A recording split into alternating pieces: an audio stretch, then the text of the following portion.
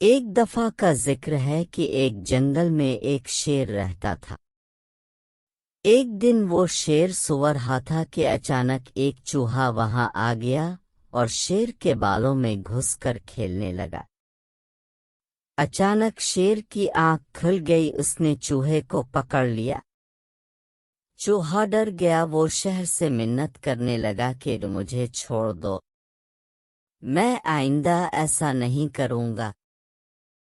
شیر کو اس پر رحم آ گیا، اس نے چوہے کو چھوڑ دیا۔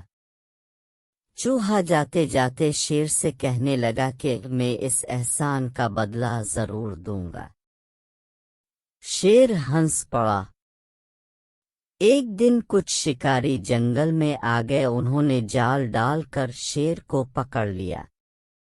وہاں اچانک وہی چوہا بھی آ گیا، اس نے اپنے دانتوں سے جال کو کاٹ دیا۔ اس طرح شیر عزادار ہو گیا۔